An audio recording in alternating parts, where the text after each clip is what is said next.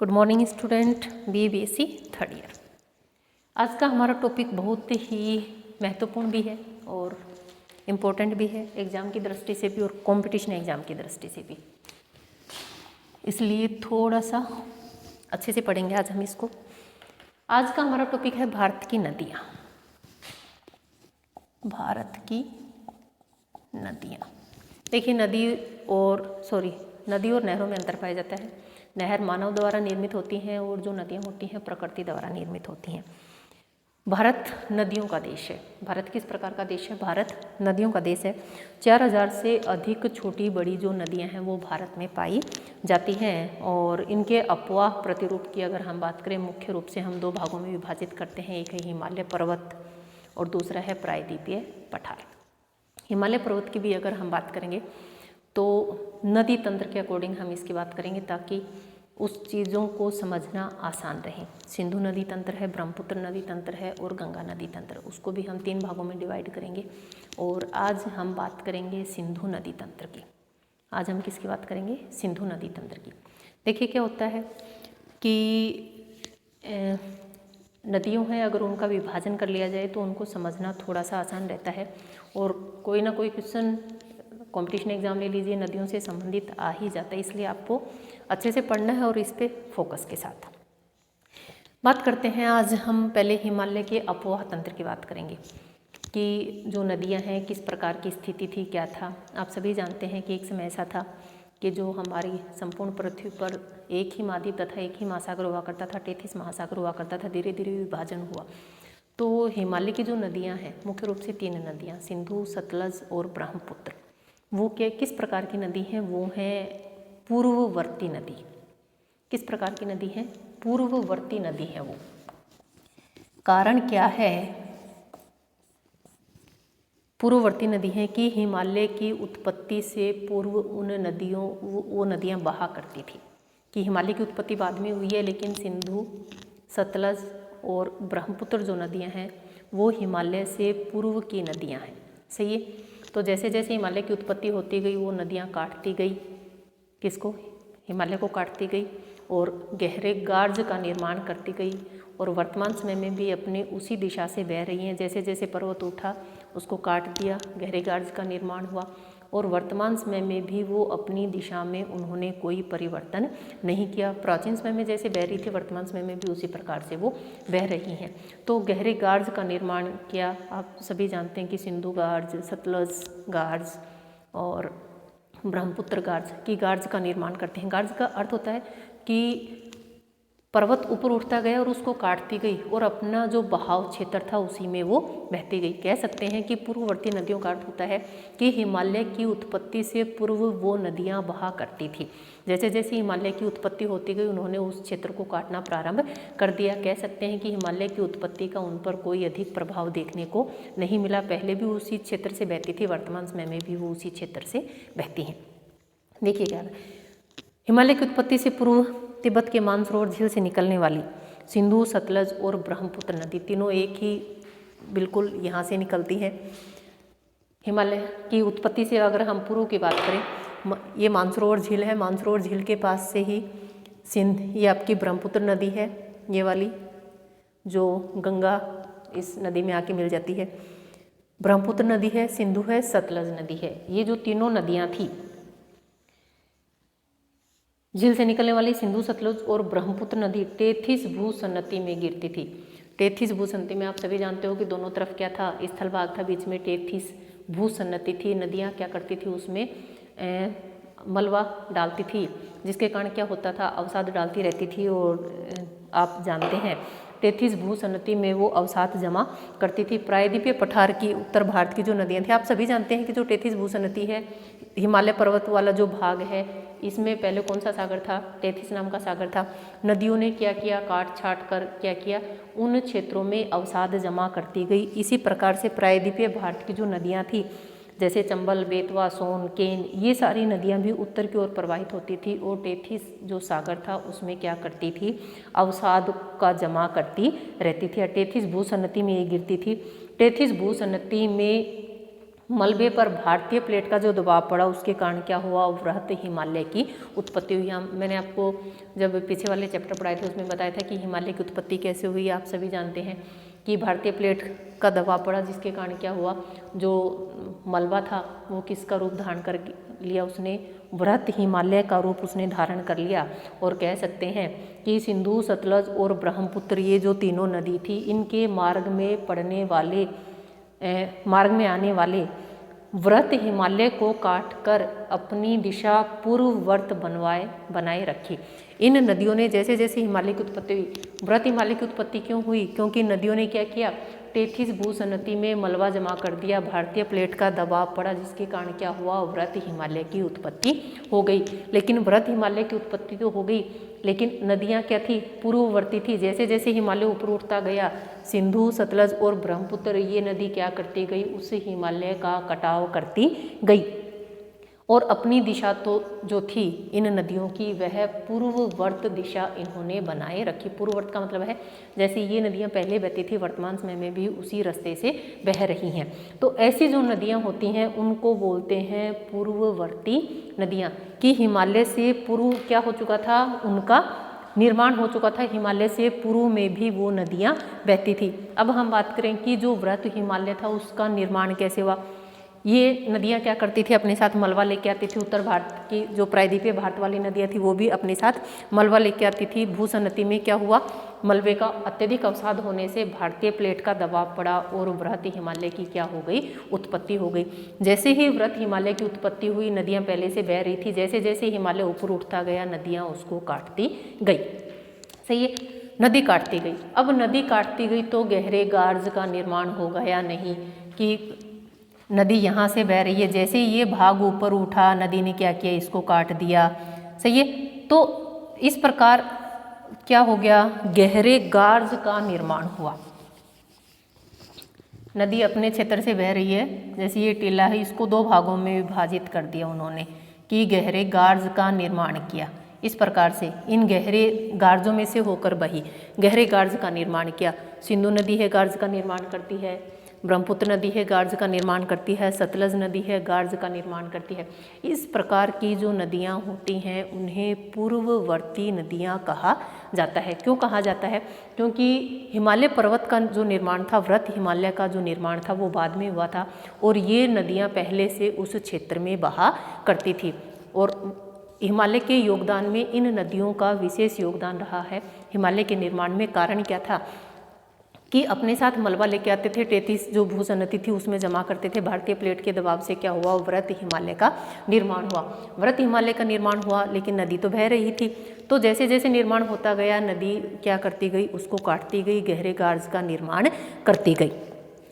तो तीनों नदियों ने वृहत हिमालय को काटकर खड़े कगार वाले गहरे खड्डों का निर्माण किया। उन खड्डों को हम, गड्ढों को हम क्या बोलते हैं, गार्ज बोलते हैं। और इसी गार्ज का जो विस्तृत रूप होता है वो कहलाते हैं कैनियन। इसी गार्ज का जो विस्तृत रूप होता है वो क्या कहलाते हैं, कैनियन कहलाते हैं।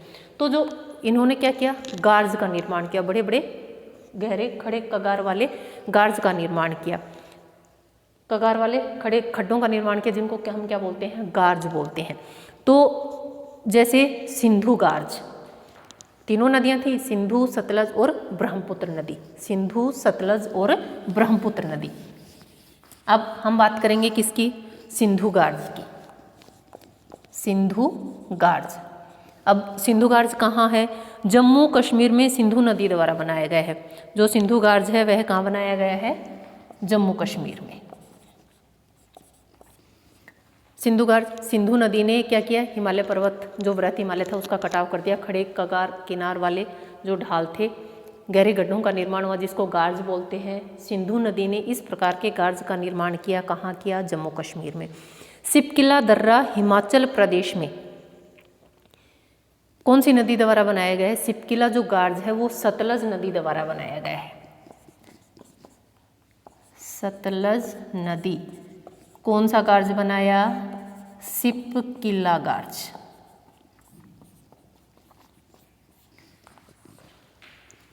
देखिए क्या है, सिपकिला जो दर्रा है, देखिए जो सतलज नदी है वो भारत में प्रवेश करती है, हिमाचल प्रदेश में प्रवेश करती है और कौन से दर्रे से प्रवेश करती है, इसी सिपकल्ले दर्रे से प्रवेश करती है। तो जो सतलज नदी है इसने भी क्या किया, हिमाचल प्रदेश में जो सिपकिला गार्ज है उसका निर्माण किया, खड़े कगार वाले गहरे गड्ढों का निर्माण किया, जिसको क्या कहा जाता है, गार्ज कहा जाता है। तो जो सतलज नदी है इसने कौन से गार्ज का निर्माण किया, सिपकिला गार्ज का निर्माण किया, और सिपकिला गार्ज कहाँ है, हिमाचल प्रदेश में पाया जाता है। तीसरा है कोरबा गांव, कोरबा गार्ज, एक है कोरबा गार्ज, है कहाँ, अरुणाचल प्रदेश में, कोरबा। और कौन सी नदी ने बनाया, ब्रह्मपुत्र नदी ने, कौन सी नदी ने, ब्रह्मपुत्र नदी ने। देखिए ये ब्रह्मपुत्र नदी है, मानसरोवर झील के पास से निकलती है, यहाँ से बहती हुई भारत में प्रवेश करती है, इस वाले अरुणाचल वाले प्रदेश में। तो जैसे ही भारत में प्रवेश करती है, आप सभी जानते हैं हिमालय की उत्पत्ति इस पूरे क्षेत्र में है, तो जैसे ही हिमालय वाले इस क्षेत्र का इसने कटाव किया तो अरुणाचल प्रदेश में ब्रह्मपुत्र नदी ने एक गार्ज का निर्माण किया, जिसको बोलते हैं हम कोरबा गार्ज। कौन सी गार्ज के नाम से जानते हैं, कोरबा गार्ज के नाम से। तो जो तीनों नदियां हैं इन्होंने क्या किया था, गार्ज का निर्माण किया था। गार्ज क्या होते हैं, खड़े कगार वाले गहरे खड्डे होते हैं, और जैसे जैसे पर्वत ऊपर उठता गया ये नदियां उसका कटाव करती गई, जिसके कारण गार्ज का निर्माण हुआ। सिंधु गार्ज जम्मू कश्मीर में है, सिंधु नदी द्वारा बनाया गया है। सतलज नदी ने हिमाचल प्रदेश में शिपकिला गार्ज का निर्माण किया। देखिए जो सिंधु नदी है जम्मू कश्मीर में बहती है, तो जो गार्ज का निर्माण किया जम्मू कश्मीर में किया, सतलज नदी है। सिपकिला दर्रे हिमाचल प्रदेश से, सिपकिला दर्रे से होती हुई भारत में प्रवेश करती है, तो सिपकिला गार्ज का निर्माण किसने किया, सतलज नदी ने। कौन से राज्य में, हिमाचल प्रदेश में। देखिए यहाँ से आपके बहुत सारे क्वेश्चन जो हैं वो क्लियर होते हैं कि सिपकिला दर्रा कौन से राज्य में है, सही है, हिमाचल प्रदेश में। सतलज नदी है भारत के किस राज्य से, सिपकिला जो सतलज जो नदी है भारत में कौन से राज्य में प्रवेश करती है, कहाँ से होके आती है, सिपकिले दर्रे से। सिपकिला दर्रा कहाँ है, हिमाचल प्रदेश में। कोरबा जो गार्ज है अरुणाचल प्रदेश में कि जो ब्रह्मपुत्र नदी है वो कहाँ प्रवेश करती है, अरुणाचल प्रदेश से होते हुए कहाँ, भारत में, और फिर आगे बांग्लादेश में होती हुई गंगा इसमें मिल जाती है और फिर सुंदरवन डेल्टा का निर्माण करती हैं। तो जो अरुणाचल प्रदेश है उसमें ब्रह्मपुत्र नदी कौन से गार्ज का निर्माण करती है, कोरबा गार्ज का निर्माण करती है। व्रत हिमालय क्या है, धीरे धीरे ऊपर उठते रहने से वर्षा का जो जल है वो क्या है, हिमालय की नदी घाटियों का, जिसके कारण विकास हुआ। और दूसरा हम कह सकते हैं कि व्रत हिमालय की जो चोटियाँ थी वो हिम रेखा से ऊपर उठने के बाद व्रत हिमालय पर बर्फ का आवरण छा गया, जिससे निकले हिमनद और नदियों द्वारा बनाई गई घाटियों में बहने लगे। इस प्रकार व्रत हिमालय से पहले नदी घाटियां बनी और फिर हिमनद बनी। देखिए अर्थ क्या है इस चीज़ का, आप सभी जानते हैं कि जैसे ही व्रत हिमालय की उत्पत्ति हुई तो क्या, किसका निर्माण हुआ, हिमनद का। कह सकते हैं कि पहले नदी घाटियां बनी और उसके बाद हिमनद बनी। नदी घाटियां, नदियों ने क्या किया, कटाव छटाव करके घाटियों का निर्माण किया। पहले नदी घाटियां बनी उसके बाद हिमनद बने। देखिए क्या था, जब हिमालय पर्वत व्रत हिमालय का निर्माण हुआ, नदी घाटियां अपना कटाव करती गई, लेकिन एक स्थिति ऐसी आई कि हिम रेखा से ऊपर क्या हो गया, व्रत हिमालय का निर्माण हो गया। हिम रेखा ऐसी रेखा जहां से बर्फ जमना प्रारंभ हो जाती है।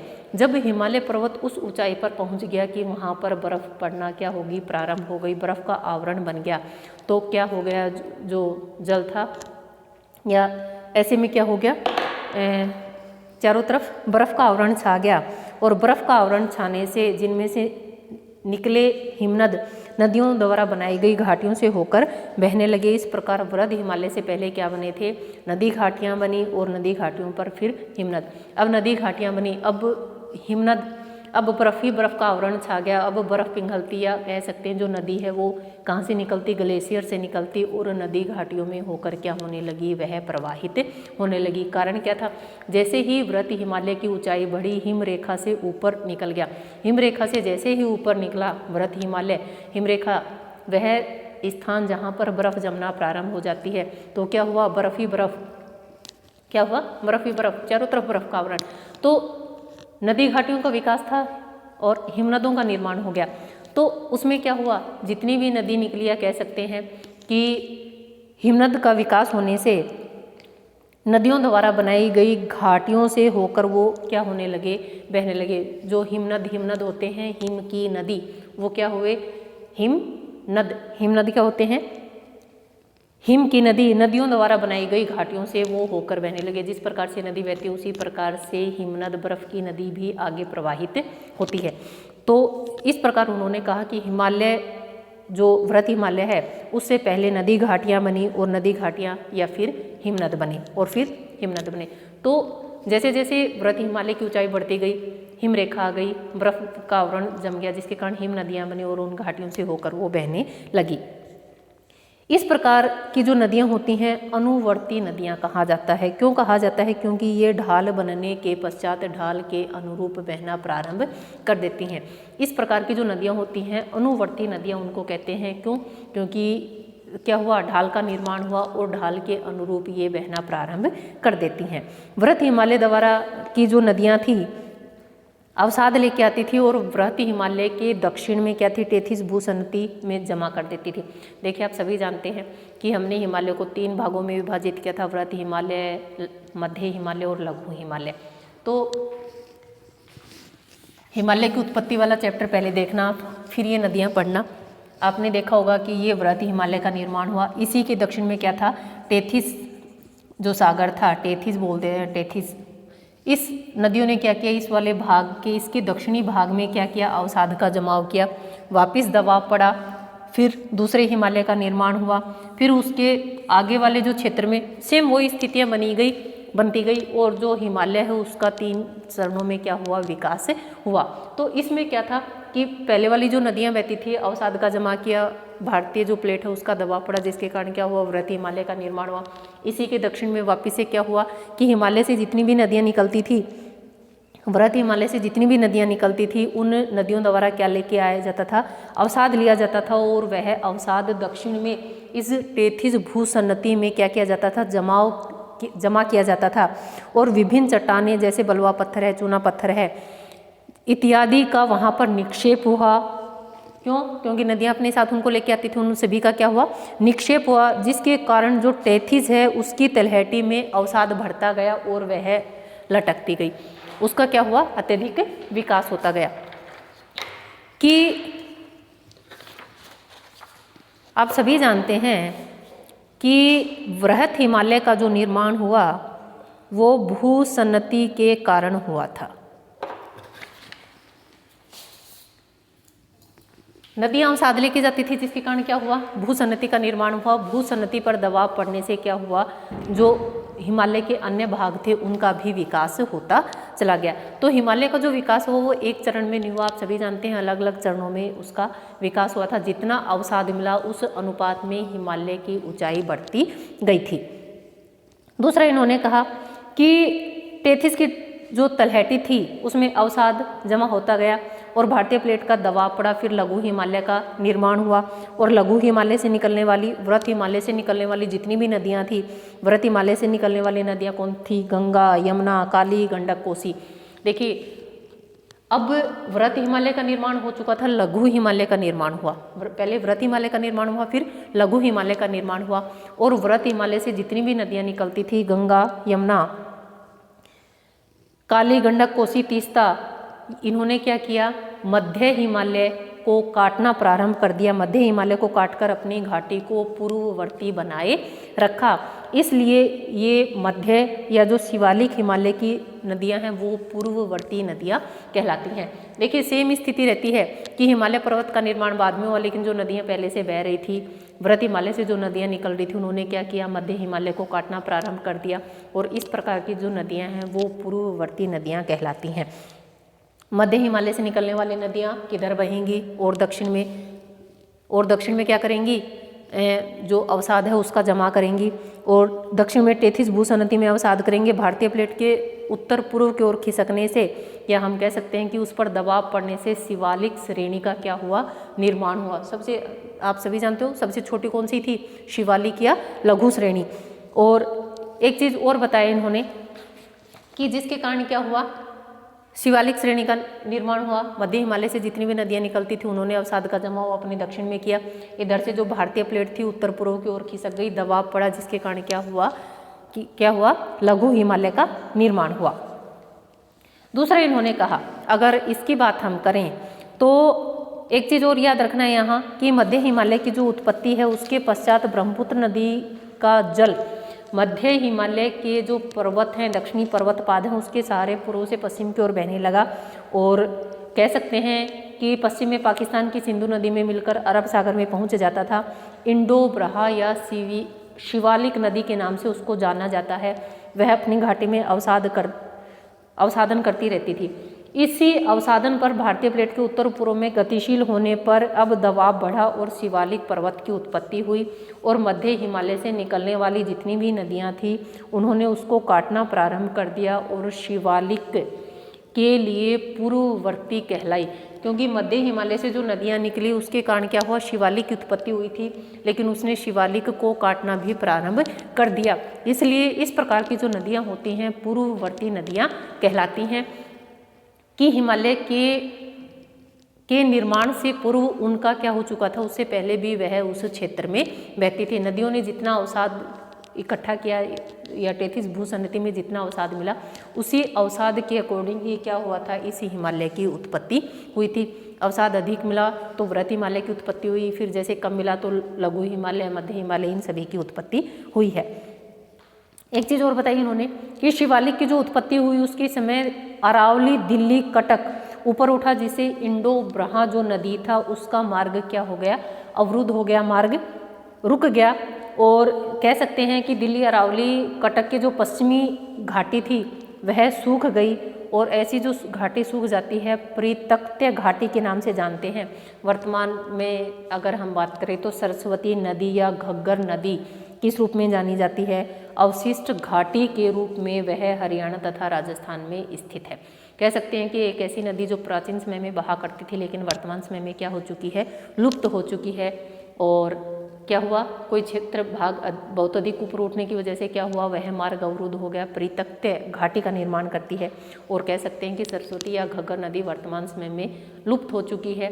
किसी समय में वह बहा करती थी लेकिन वर्तमान समय में नहीं बहती है। और दिल्ली, कटक के पास ऊपर उठने से इंड्रो बहा ब्रह्मा नदी छिन्न भिन्न हो गई। और वर्तमान समय में अगर हम बात करें तो 3 नदी तंत्रों की हम बात करेंगे। फर्स्ट है हमारा सिंधु नदी तंत्र।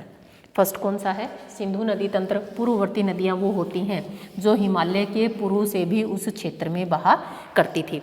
आप सभी जानते हैं कि सिंधु नदी तंत्र की अगर हम बात करें तो सिंधु और उसकी जितनी भी सहायक नदियां हैं, ये 5 सहायक नदियां हैं, ये सभी सिंधु नदी तंत्र में शामिल हैं। सिंधु नदी तंत्र विश्व के विशालतम नदी तंत्रों में से एक है। सिंधु तथा उसकी सहायक नदियाँ, सिंधु और सहायक, पंजाब वाले क्षेत्र में जितनी भी उसकी सहायक नदियाँ बहती हैं, सिंधु, सतलज, रावी, व्यास, चिनाब, ये सारी क्या हैं, उसकी सहायक नदी हैं। इन सभी का वर्णन उसमें किया जाता है सिंधु नदी तंत्र में। दूसरा इन्होंने बताया कि सिंधु जो नदी है, देखिए इस मानसरोवर झील के समीप से ही 3 नदियाँ निकलती हैं और तीनों किस प्रकार की नदी हैं, तीनों पूर्ववर्ती नदी हैं। सिंधु है, सबसे पहले सिंधु है, फिर इधर सतलज है और इधर ब्रह्मपुत्र है। ये तीनों नदियाँ इसी एक क्षेत्र विशेष से बहती हैं। देखिए एक जगह से बहने का भी कोई प्राचीन समय में इसका कोई विशेष महत्व रहा होगा कि सभी जो नदियाँ हैं वो यहीं से निकलती हैं। सिंधु, सतलज और ब्रह्मपुत्र तीनों नदियाँ मानसरोवर झील के समीप से निकलती हैं। ब्रह्मपुत्र नदी मानसरोवर झील से निकलती है। सिंधु नदी की बात करें, सिंधु नदी मानसरोवर झील के पास ही एक ग्लेशियर है, चेमायंगडुंग एक ग्लेशियर है, वहाँ से निकलती है। ग्लेशियर बर्फ का बना हुआ, तो इस ग्लेशियर से निकलती है। और आप सभी जानते हैं इधर जम्मू कश्मीर वाले भाग में फिर पाकिस्तान होते हुए ये पाकिस्तान से कहाँ पहुँच जाती है, अरब सागर में पहुँच जाती है। कि जो सिंधु नदी है कहाँ से निकलती है, मानसरोवर झील के समीप एक ग्लेशियर है, चेमायंगडुंग एक ग्लेशियर है, वहाँ से निकलती है और फिर भारत में प्रवेश करती है। भारत में प्रवेश करने के बाद पाकिस्तान चली जाती है और फिर अरब सागर, और अरब सागर में क्या हो जाती है, विलीन हो जाती है। अगर इसकी लंबाई की बात करें 2880 किलोमीटर इस नदी की लंबाई मानी जाती है। सिंधु जो नदी है उसकी जो लंबाई है वो कितनी मानी जाती है, 2880 किलोमीटर लंबी है। संग्रहण क्षेत्र की बात करें 11.65 लाख क्षेत्रफल वर्ग किलोमीटर क्षेत्र इसका संग्रहण क्षेत्र है। कह सकते हैं कि भारत के 3.21 लाख वर्ग किलोमीटर जो क्षेत्र है उसमें यह प्रवाहित होती है। भारत पाकिस्तान के बीच एक समझौता हुआ था, कौन सा? सिंधु जल समझौता। भारत और पाकिस्तान के मध्य एक समझौता हुआ था, सिंधु नदी है। तो जो समझौता हुआ था किस नाम से जानते हैं? सिंधु जल समझौते के नाम से जाना जाता है कि भारत सिंधु तथा उसकी जो सहायक नदी हैं, सिंधु की सहायक कौन सी हैं? झेलम और चिनाब। ये झेलम है और उसके बाद चिनाब आती है, सही है। ये दोनों किस में मिल जाती हैं? झेलम और रावी दोनों चिनाब में मिल जाती हैं। तो झेलम और जो चिनाब है, ऐसा समझौता हुआ था कि उसके 20% जल का उपयोग पाकिस्तान कर सकता है। भारत और पाकिस्तान के मध्य एक सिंधु जल समझौता हुआ था, उसमें ये बात हुई थी कि झेलम और रावी के जल का, झेलम और चिनाब नदियों के जल का 20% जो भाग है, जो जल है, वह पाकिस्तान क्या कर सकता है? उपयोग में ले सकता है। अब बात करें कि सिंधु जो नदी है, बाईं ओर से मिलने वाली नदियों में पंजाब की 5 नदियां शामिल हैं। देखिए, बाईं ओर से मिलने वाली नदियों में पंजाब की 5 नदियां शामिल है। पंच आब क्या होते हैं? 2 नदियों के मध्य का क्षेत्र।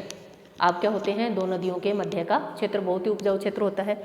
पंच आब, पंजाब नाम भी इसी आब के कारण पड़ा है। पंच आब हुआ करता था इसका नाम, लेकिन अपनी स्थानीय कह सकते हैं कि बोलने के अकॉर्डिंग क्या हो गया? पंजाब हो गया। तो जो पंजाब की 5 नदियां हैं वो क्या हैं? इस सिंधु की सहायक नदी हैं। देखिए, सबसे पहले झेलम है, फिर चिनाब है, रावी है, व्यास किसकी है? सतलज की सहायक नदी है। लेकिन सतलज किसकी है? सिंधु की सहायक नदी है। तो सिंधु और सिंधु की सहायक नदी कौन कौन सी हैं? बाईं तरफ से, दाईं तरफ से झेलम है, चिनाब, रावी और सतलज। पंजाब में जितनी भी नदियां बहती हैं वो किसकी सहायक हैं? इसी सिंधु नदी की सहायक हैं। ये 5 नदियां संयुक्त रूप से अगर हम बात करें, सिंधु नदी की मुख्य धारा में मिठानकोट के समीप मिलती हैं। कि सिंधु नदी में ये सारी मुख्य धाराएं कहाँ मिलती हैं? ये सारी सतलज में मिलती हैं। सतलज किस में मिलती हैं? सिंधु में मिलती है। और कहाँ मिलती है? पाकिस्तान में मिठानकोट एक जगह है, वहाँ पर सिंधु और सतलज आपस में मिलती हैं। और आगे कहाँ पहुँच जाती हैं? अरब सागर में पहुँच जाती हैं। दाईं ओर से मिलने वाली नदियों में श्योक, काबुल, कुरम, गोमल आदि मुख्य हैं, जबकि बाईं ओर से इधर दाईं है और इधर बाईं है। तो बाईं से जो पंजाब की 5 नदियां हैं वो मिलती हैं, दाईं ओर से अन्य नदियां मिलती हैं, जिसमें श्योक, काबुल, गोमल, कुर्रम आदि मुख्य हैं, जो सिंधु नदी में दाईं ओर से मिलती हैं। काबुल तथा उसकी सहायक नदी हैं सिंधु में अटक के पास मिलती हैं। सिंधु झेलम की अगर हम बात करें, पीर पंजाल, देखिए सबसे पहले झेलम नदी आएगी, फिर चिनाब आएगी, फिर रावी आती है, फिर व्यास किसकी है? सतलज की सहायक नदी है। तो इन नदियों का क्रम भी आपको याद रहना चाहिए कि मुख्य रूप से क्या होता है कि कौन सी नदी कहाँ से उसका उद्गम है और लास्ट में कहाँ उसका अंतिम स्थान कहाँ है। तो मोस्टली क्या होती हैं? किसी की सहायक नदी होती हैं, लेकिन प्रत्येक नदी का अपना उद्गम स्थान पाया जाता है। अगर हम झेलम की बात करें, देखिए झेलम निकलती है, कहाँ से निकलती है? शेषनाग झील है, वेरीनाग के पास में एक शेषनाग झील है। शेषनाग झील से आगे वुलर झील है, वुलर झील में और फिर आगे टर्न करती हुई भारत और पाकिस्तान की सीमा बनाती है और फिर पाकिस्तान में चली जाती है। पाकिस्तान में आगे यह चिनाब में मिल जाती है। जो झेलम नदी है वह आगे चिनाब में मिल जाती है। शेषनाग झील से निकलती है झेलम नदी। शेषनाग झील से निकलने के बाद वुलर झील है, उसमें प्रवेश करती है, फिर आगे और आगे बढ़ती है, फिर भारत पाकिस्तान के मध्य सीमा बनाती हुई कहाँ चली जाती है?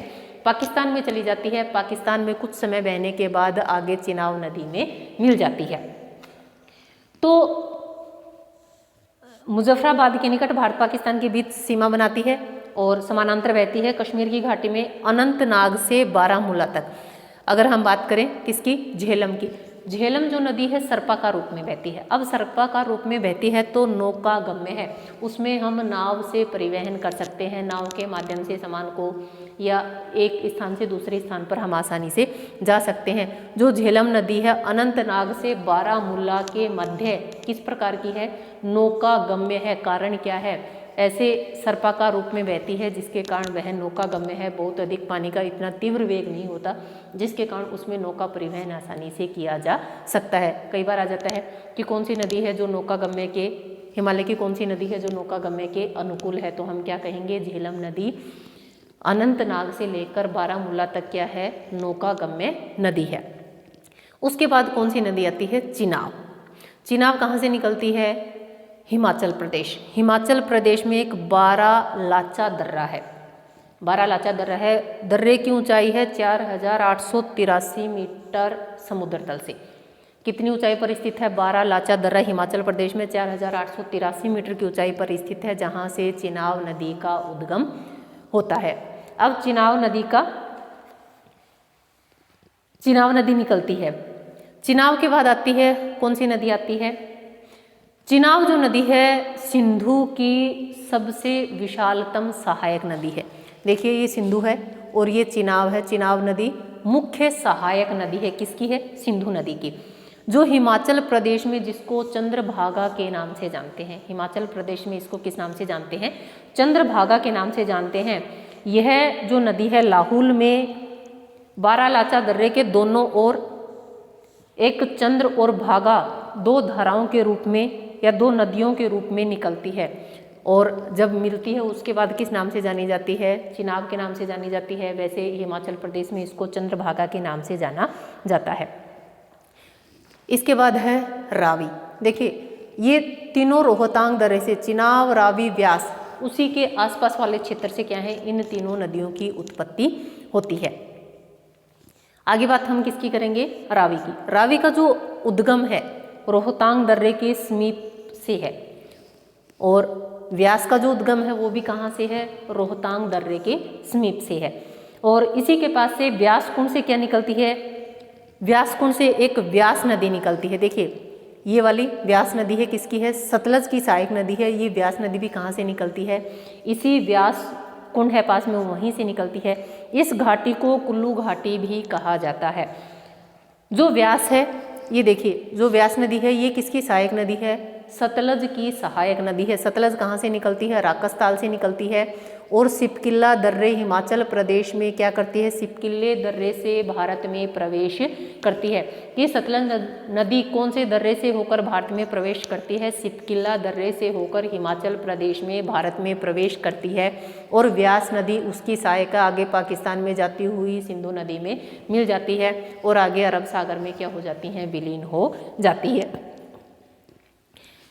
जो व्यास नदी सतलज वाली नदी में मिलती है ये है कपूरथला के पास हरिके बैराज। सही है भाई, व्यास नदी सतलज नदी में कौन से स्थान पर मिलती है, कपूरथला के निकट है हरिके बैराज, और हरिके बैराज के समीप क्या है, व्यास नदी सतलज नदी में मिल जाती है। और दूसरा आपको सभी जानते हैं कि जो भाखड़ा नांगल बांध है वो भी इसी सतलज नदी पर बना हुआ है। भाखड़ा नांगल बांध जो है वो इसी हरिके नामक स्थान पर, या हम कह सकते हैं कि भाखड़ा नांगल बांध जो है वो कहाँ बना हुआ है, इसी सतलज नदी पर बना हुआ है। सतलज नदी मानसरोवर के समीप राकसताल, देखिए लिखा हुआ है कि राकसताल झील से निकलती है और सिपकिला दर्रे से होकर हिमाचल प्रदेश भारत में प्रवेश करती है। और स्पीति जो नदी है वो इसकी मुख्य सहायक नदी है।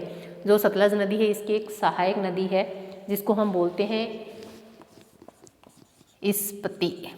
ठीक है, किसकी सहायक नदी है, सतलज की सहायक नदी है। और सतलज नदी भारत में सिपकिला दर्रे से होकर प्रवाहित होती है, भारत में सिपकिला दर्रे से होकर भारत में प्रवेश करती है। जो व्यास नदी है कहाँ से, रोहतांग दर्रे से निकलती है, और कपूरथला के हरिके के निकट क्या है, इसमें सतलज में मिल जाती है। और आप सभी जानते हैं इसी सतलज नदी पर भाखड़ा नांगल बांध बनाया गया है।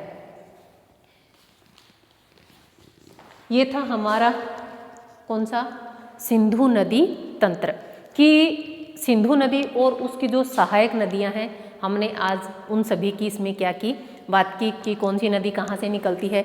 एक एक चीज़ को आप बिल्कुल ध्यान से पढ़िएगा, कोई भी चीज़ आप इसमें छोड़ना मत, क्योंकि ये सारी जो चीज़ें हैं वो सीक्वेंस से आपको याद रहेंगी कि कौन कौन सी नदी कहाँ से निकलती हैं और उनकी वास्तविक स्थिति क्या है। एक बार वापस से बता देती हूँ, तीनों जो नदियाँ हैं पूर्ववर्ती नदियाँ हैं, सिंधु, सतलज और ब्रह्मपुत्र नदी। पूर्ववर्ती नदियों का अर्थ होता है कि हिमालय की उत्पत्ति से पूर्व भी वो नदियाँ वहाँ पर बहा करती थी, कि हिमालय की उत्पत्ति बाद में हुई है, इन नदियों की उत्पत्ति पहले हुई है। और सिंधु की जो सहायक नदियाँ हैं झेलम, चिनाब, रावी, व्यास और सतलज, ये क्या हैं, सभी सिंधु की सहायक नदी हैं।